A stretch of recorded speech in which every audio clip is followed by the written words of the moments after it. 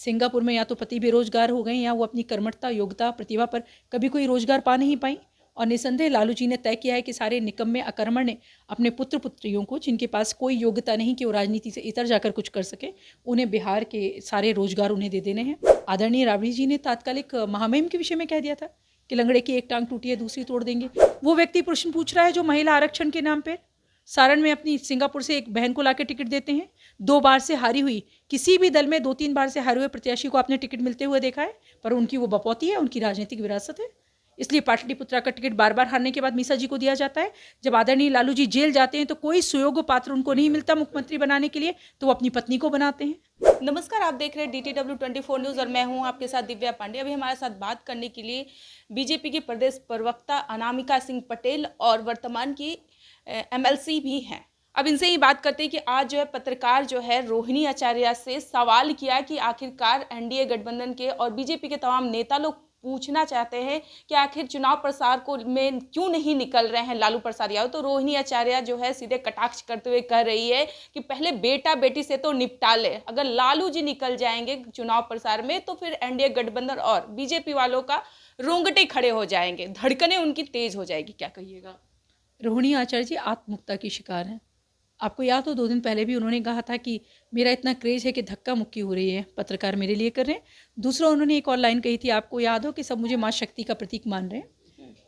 उन्हें लग रहा है कि एक योजना के तहत 2 साल से वो जिस तरह से आदरणीय नरेंद्र मोदी जी के खिलाफ बोलती रही हैं, उनकी योजना थी कि सारण से आके चुनाव लड़ें। मुझे लगता है कि सिंगापुर में या तो पति बेरोजगार हो गए या वो अपनी कर्मठता, योग्यता, प्रतिभा पर कभी कोई रोजगार पा नहीं पाई। और निसंदेह लालू जी ने तय किया है कि सारे निकम्मे अकर्मण्य अपने पुत्र पुत्रियों को, जिनके पास कोई योग्यता नहीं कि वो राजनीति से इतर जाकर कुछ कर सके, उन्हें बिहार के सारे रोजगार उन्हें दे देने हैं। तो रोहिणी आचार्य जी उसी क्रम में इस तरह की भाषा बोल रही हैं। और ये तनिक भी आश्चर्य का विषय नहीं है, राबड़ी जी की बेटी हैं। आदरणीय राबड़ी जी ने तात्कालिक महामहिम के विषय में कह दिया था कि लंगड़े की एक टांग टूटी है दूसरी तोड़ देंगे। तो ये तो बहुत सभ्य तरीके से बोल रही हैं रोहिणी जी। इससे भी असभ्य तरीके से अगर वो बोलेंगी तो आप बिल्कुल भी आश्चर्य मत करिएगा। और जहाँ तक NDA गठबंधन और आदरणीय नरेंद्र मोदी जी से फरियाने का विषय है, तो उनके सामने 140 करोड़ देवतुल्य मतदाता खड़े हैं।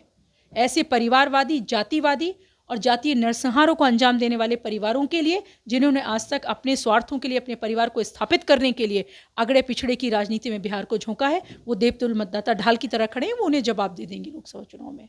मीशा भारती भी कल संकल्प पत्र को कहा है कि संकल्प पत्र तो नरेंद्र मोदी फिर से एक बार निकाल दिए, जुमलेबाजी, गारंटी के नाम पे जुमला फिर से देंगे जनता के बीच में। लेकिन संकल्प पत्र में कहीं भी जिक्र नहीं किया गया है कि रोजगार की बातें और नौकरी की बातें, और न ही महंगाई और बेरोजगारी की बातें।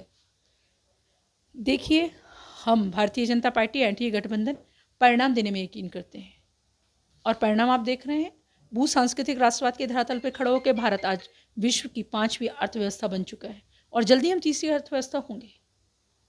और जिस तरह से भारत सुदृढ़ हो रहा है, भारत के जो प्रधानमंत्री आदरणीय नरेंद्र मोदी जी, सिर्फ वो भारतीयों के जनमानस के हृदय पटल पे नहीं है, जो विश्व के एक अग्रणी नेता है।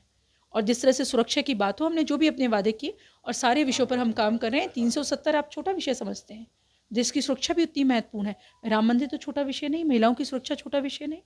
महिलाओं के विषय में जिस तरह से सोचा जा रहा है, जिस संवेदनशीलता के साथ और परिणाम दिए जा रहे हैं, और भारत का जो युवा है उसे आदरणीय नरेंद्र मोदी जी जैसा नेतृत्व चाहिए, NDA जैसा एक उन्हें गठबंधन चाहिए, और निसंदेह NDA जैसी सरकार चाहिए।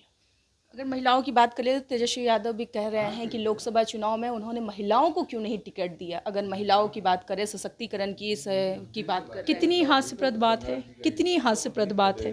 तेजस्वी जी को तो नैतिक, सामाजिक रूप से, नैतिक रूप से, मानसिक रूप से और आत्मिक रूप से, उनकी आत्मा के हिसाब से भी उन्हें अधिकार ही नहीं है कि वो कोई प्रश्न पूछ सकें। वो व्यक्ति प्रश्न पूछ रहा है जो महिला आरक्षण के नाम पर सारण में अपनी सिंगापुर से एक बहन को लाकर टिकट देते हैं। 2 बार से हारी हुई किसी भी दल में 2-3 बार से हारे हुए प्रत्याशी को आपने टिकट मिलते हुए देखा है? पर उनकी वो बपौती है, उनकी राजनीतिक विरासत है। इसलिए पाटलिपुत्रा का टिकट बार बार हारने के बाद मीसा जी को दिया जाता है। जब आदरणीय लालू जी जेल जाते हैं तो कोई सुयोग्य पात्र उनको नहीं मिलता मुख्यमंत्री बनाने के लिए, तो वो अपनी पत्नी को बनाते हैं। जिनके लिए महिला आरक्षण का तात्पर्य परिवार में ही हो, आरक्षण देना हो, वो महिला आरक्षण पर क्या बात करेंगे। और भारतीय जनता पार्टी की जहाँ तक बात है, हमारे यहाँ तो जो संगठन है उसमें 33% आरक्षण दिया जाता है, और आने वाले समय में परिसमन के बाद आप देखेंगे कि पूरे देश में ये लागू किया जाएगा। और मैं आपके सामने उदाहरण हूँ, मैं पिछड़ा वर्ग से आती हूँ, मुझे MLC बनाया गया, मुझसे पूर्व राज्यसभा भेजा गया धर्मशिला गुप्ता जी को, जो अति पिछड़ा तेली समाज से आती हैं। तो ये सामने उदाहरण कि हम महिलाओं को किस तरह आगे बढ़ाते हैं। ये रही अनामिका सिंह पटेल, जिस तरह से अपनी बातों को रखा। अब आप लोग इनकी बातों से कितने सहमत हैं, कमेंट बॉक्स में जरूर प्रतिक्रिया दर्ज कीजिएगा। आप लोग देख रहे थे DTW 24 न्यूज़। धन्यवाद।